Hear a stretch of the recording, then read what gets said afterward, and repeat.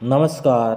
आज हम हिंदी पाठ्य पुस्तक मल्हार पाठ एक माँ कहे एक कहानी कविता के प्रश्नोत्तर करेंगे। पिछली वीडियो में हमने कविता का अध्ययन कर लिया था। ये यदि किसी ने वह वीडियो नहीं देखी तो आप उस वीडियो को ज़रूर देखें ताकि इस पाठ के सभी प्रश्नोत्तर समझ सके। एक बार वीडियो में नए हो तो हमारे चैनल को ज़रूर सब्सक्राइबर करें। धन्यवाद। आइए अब हम इस कविता पर विस्तार से चर्चा करें। आगे दी गई गतिविधियां इस कार्य में आपकी सहायता करेंगी। मेरी समझ से नीचे दिए गए प्रश्नों का सबसे सही उत्तर कौन सा है? उनके सामने तारा बनाइए। कुछ प्रश्नों के एक से अधिक उत्तर भी हो सकते हैं। तो पहला प्रश्न है, माँ अपने बेटे को करुणा और न्याय की कहानी क्यों सुनाती है? चार ऑप्शन दिए गए हैं। पहला, राजाओं की कहानियों से उसका मनोरंजन करने के लिए। दूसरा ऑप्शन, उसमें सही और गलत की समझ विकसित करने के लिए। तीसरा ऑप्शन, उसे परिवार की विरासत और पूर्वजों के बारे में बताने के लिए। और चौथा ऑप्शन, उसे प्रकृति और जानवरों के बारे में जानकारी देने के लिए। तो इस प्रश्न के दो उत्तर सही हो सकते हैं। एक उसमें सही और तो इस प्रश्न के दो उत्तर सही हो सकते हैं। एक उसमें सही और गलत की समझ विकसित करने के लिए और उसे परिवार की विरासत और पूर्वजों के बारे में बताने के लिए। लेकिन जो सबसे सही उत्तर है वो है उसमें सही और गलत की समझ विकसित करने के लिए। फिर अगला प्रश्न है, कविता में घायल पक्षी की कहानी का उपयोग किस लिए किया गया है? तो पहला ऑप्शन है निर्दोष पक्षी के प्रति आखेटक की क्रूरता दिखाने के लिए। पिता की वीरता और साहस पर ध्यान दिलाने के लिए। फिर अगला ऑप्शन करुणा और हिंसा के बीच के संघर्ष को दिखाने के लिए, या मित्रता और निष्ठा के महत्व को उजागर करने के लिए। तो इस कविता में हमने पढ़ा था कि किस प्रकार जो शिकारी है वो निर्दोष पक्षी को पर अपनी क्रूरता दिखाता है। और इस पाठ में इस कविता में हमने करुणा और हिंसा के बीच के संघर्ष को भी देखा। तो ये दो उत्तर जो है सही हो सकते हैं, लेकिन जो सबसे सही है वो है करुणा और हिंसा के बीच के संघर्ष को दिखाने के लिए। फिर अगला प्रश्न, कविता के अंत तक पहुंचते पहुंचते बच्चे को क्या समझ में आने लगता है? पहला ऑप्शन है न्याय सदैव करुणा के साथ होना चाहिए। दूसरा ऑप्शन, निर्णय लेते समय सदैव निडर रहना चाहिए। तीसरा ऑप्शन, आखेटकों का सदैव विरोध करना चाहिए, या जानवरों की हर स्थिति में रक्षा करनी चाहिए। तो इस प्रश्न के भी दो उत्तर सही हो सकते हैं। जैसे पहला हो गया न्याय सदैव करुणा के साथ होना चाहिए, और दूसरा कि हमें निर्णय लेते समय सदैव निडर रहना चाहिए, बिना डर के हमें निर्णय लेना चाहिए। जो सबसे सही उत्तर लगा वो है न्याय सदैव करुणा के साथ होना चाहिए, जो हमने कविता में भी पढ़ा है। अगला प्रश्न, हो सकता है कि आपके समूह के साथियों ने अलग-अलग उत्तर चुने हों। अपने मित्रों के साथ चर्चा कीजिए कि आपने ये उत्तर ही क्यों चुने। कि आपका इन तीन प्रश्नों के ये उत्तर चुनने का कारण क्या है, यहाँ पर आपको लिखना है। और हो सकता है आपके साथियों ने अलग उत्तर लगाया हो। ठीक है? और आपको ये बताना है कि आपने ये उत्तर ही क्यों चुने हैं। तो इस प्रश्न के उत्तर में आप लिखेंगे, मैंने ये उत्तर इसलिए चुने क्योंकि कविता का मूल संदेश करुणा, न्याय, सही गलत की समझ और भावनात्मक संवेदनशीलता को विकसित करना है। कि इस कविता का जो मूल उद्देश्य है वो क्या है? करुणा, न्याय, सही गलत की समझ और भावनात्मक संवेदनशीलता को विकसित करना। घायल पक्षी की घटना से स्पष्ट होता है कि करुणा और न्याय दोनों में संतुलन होना आवश्यक है। कविता के अंत में भी बच्चा करुणा से भरे न्याय की आवश्यकता को समझने लगता है। इसलिए ये उत्तर सबसे उपयुक्त है। अगला प्रश्न, मिलकर करें मिलान। इस पाठ में आपने माँ और पुत्र के बीच की बातचीत को एक कविता के रूप में पढ़ा है। इस कविता में माँ अपने पुत्र को उसके पिता की एक कहानी सुना रही है। क्या आप जानते हैं कि ये माँ, पुत्र और पिता कौन है। अपने समूह में इन पर चर्चा कीजिए और उन्हें पहचान कर सुमेलित कीजिए। इसके लिए आप शब्दकोश, इंटरनेट या अपने शिक्षकों की सहायता भी ले सकते हैं। सुमेलित करना यानी मिलान करना है हमें। तो हमें यहाँ पर पात्र दिए गए हैं और यहाँ पर ये शब्द किन के लिए आए हैं वो दिया गया है। तो हमें मिलान करना है। तो बेटा, पहला पात्र है बेटा। तो बेटा कौन है? सिद्धार्थ और यशोधरा के पुत्र राहुल। तो इससे इसका मिलान कर दिया। माँ यशोधरा, एक राजकुमारी, सिद्धार्थ की पत्नी। ठीक है, जो इस कविता में हमने पात्र पढ़े थे, जो कहानी सुनने वाला था पुत्र, वो था राहुल। ठीक है, और जो कहानी सुना रही थी वो यशोधरा, राहुल की माँ और सिद्धार्थ की पत्नी। और तीसरा पात्र तात यानी पिता, जिनके बारे में कहानी थी, वो थे सिद्धार्थ, एक राजकुमार जो बाद में गौतम बुद्ध के नाम से प्रसिद्ध हुए। अब अगला प्रश्न है पंक्तियों पर चर्चा। पाठ में से चुनकर कुछ पंक्तियां नीचे दी गई हैं, इन्हें ध्यान से पढ़िए और इन पर विचार कीजिए। आपको इनका क्या अर्थ समझ में आया? अपने विचार अपने समूह में साझा कीजिए और लिखिए।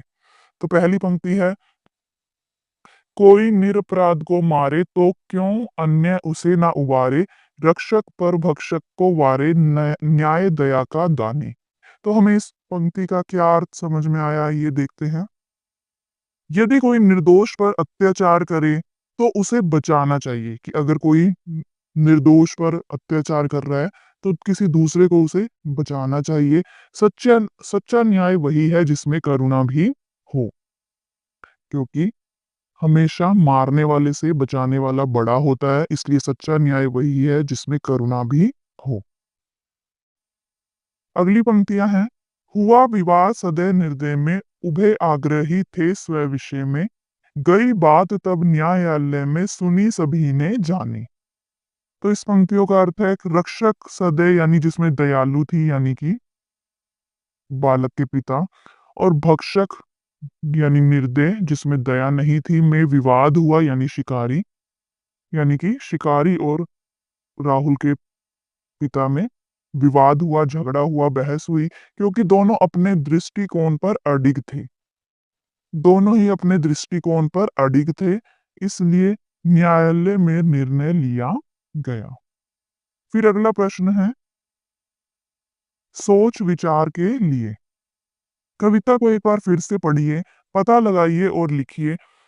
आपके विचार से इस कविता में कौन सी पंक्ति सबसे महत्वपूर्ण है? आप उसे ही सबसे महत्वपूर्ण क्यों मानते हैं?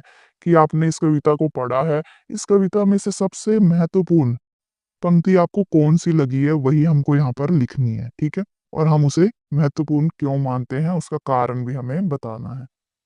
तो सबसे महत्वपूर्ण पंक्ति कौन सी लगी? न्याय दया का दानी, क्योंकि यही कविता का मुख्य संदेश है। न्याय में करुणा होनी चाहिए। फिर अगला प्रश्न है, आखेटक और बच्चे के पिता के बीच तर्क वितर्क क्यों हुआ था?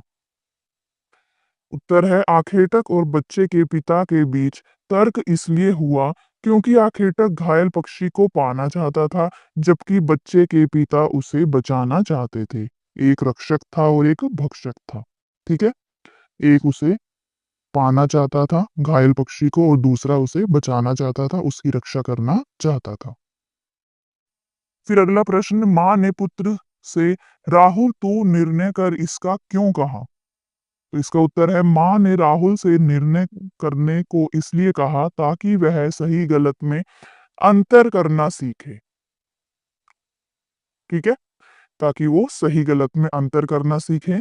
और वह राहुल को यह सिखाना चाहती थी कि वह अपने जीवन में आने वाले कठिन निर्णयों का सामना कैसे करेगा। कि कभी उसके सामने ऐसी मुश्किल घड़ी आएगी तो वो इस मुश्किल समय का सामना कैसे करेगा, कैसे फैसला लेगा। फिर अगला प्रश्न है, यदि कहानी में आप उपवन में होते तो घायल हंस की सहायता के लिए क्या करते? आपके अनुसार न्याय कैसे किया जा सकता था? तो उत्तर है, मैं घायल हंस को सहारा देता, उसे सुरक्षित करता और आखेटक को समझाता कि दया और रक्षा अधिक महत्वपूर्ण है। फिर अगला प्रश्न, कविता में माँ और बेटे के बीच बातचीत से उनके बारे में क्या-क्या पता चलता है?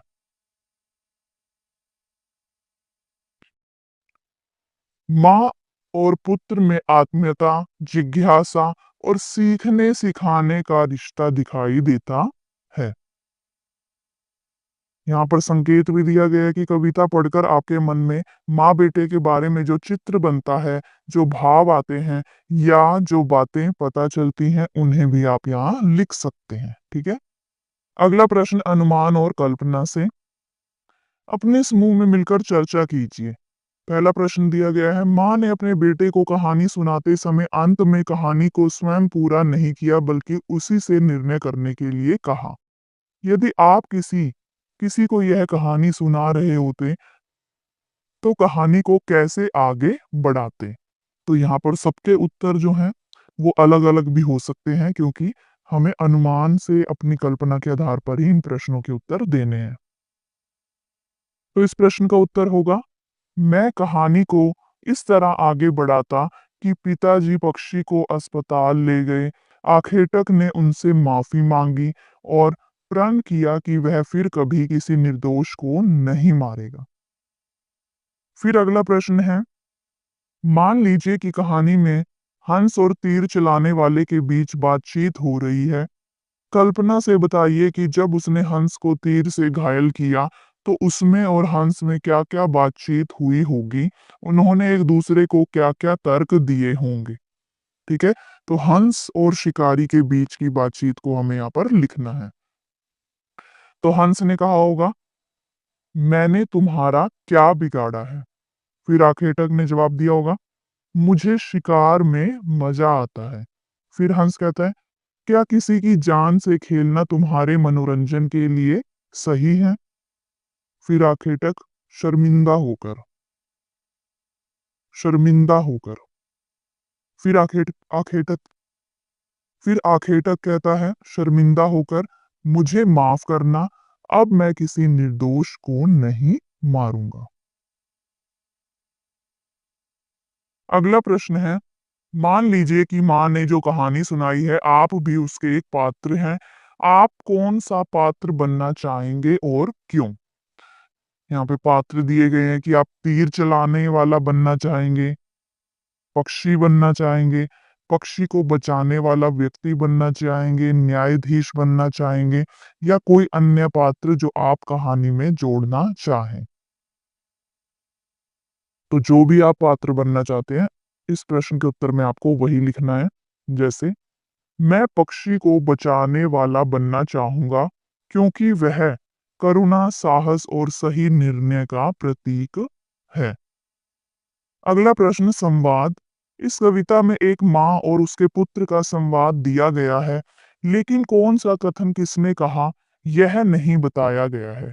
आप कविता में दिए गए संवादों को पहचानिए कि कौन सा कथन किसने कहा और उसे दिए गए उचित स्थान पर लिखिए। उदाहरण के लिए माँ और पुत्र का एक एक कथन दिया गया है।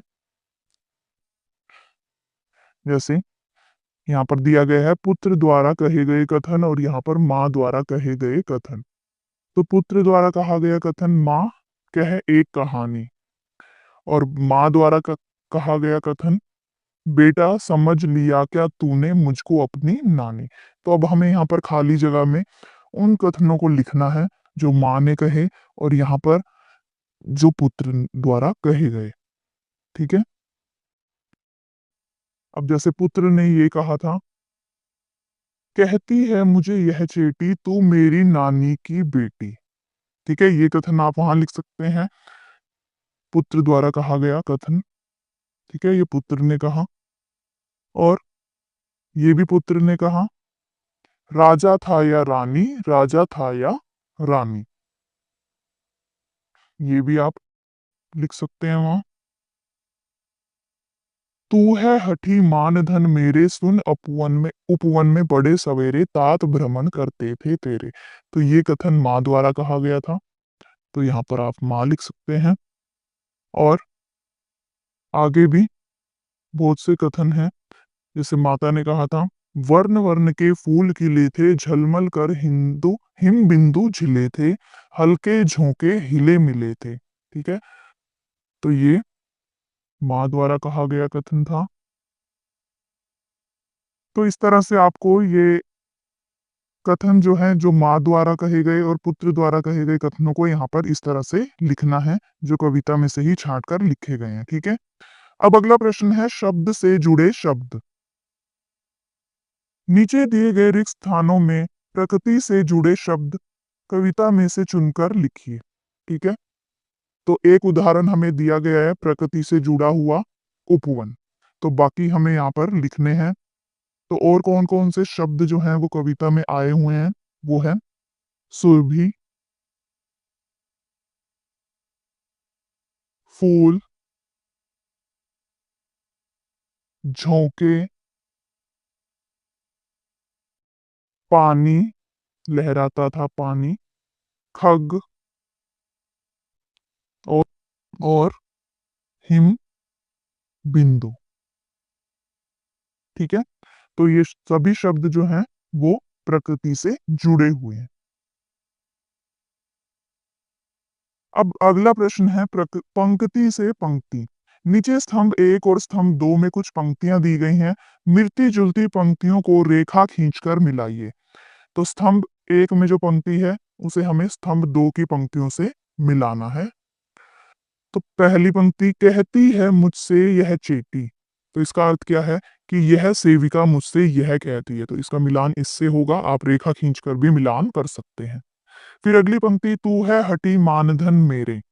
तो इसका क्या अर्थ है कि हे मेरे पुत्र, तू बहुत हठ करता है।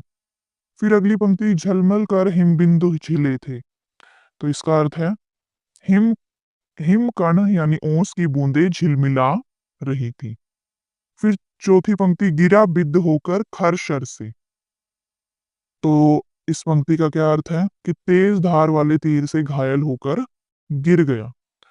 फिर अगली पंक्ति, हुआ विवाद सदय निर्दय में। इसका अर्थ है दयालु और निर्दयी व्यक्ति में झगड़ा हुआ। फिर अगली पंक्ति, कह दे निर्भय जय हो जिसका।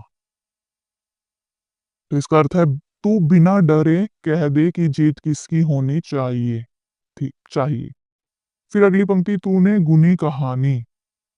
तो इसका क्या अर्थ है कि तूने कहानी को समझ लिया।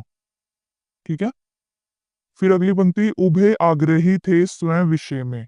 तो इसका क्या अर्थ है कि दोनों ही अपनी अपनी बात पर अड़े हुए थे। अगली पंक्ति, तब उसने जोथा खग भक्षी हट करने की ठानी। तो इसका अर्थ है तब उस तीर चलाने वाले ने हट करने का निश्चय किया। फिर अगली पंक्ति है, रक्षक पर भक्षक को वारे न्याय दया का दानी। तो इसका अर्थ है न्याय में दया सम्मिलित होती है, न्याय मारने वाले के स्थान पर बचाने वाले का पक्ष लेता है। तो इस तरह से इन पंक्तियों का मिलान आपको करना है। आप रेखा खींचकर भी मिलान कर सकते हैं। तो इस वीडियो में इतना ही। बाकी के प्रश्न हम अगली वीडियो में करेंगे। तो मिलते हैं अगली वीडियो में। तब तक के लिए नमस्कार।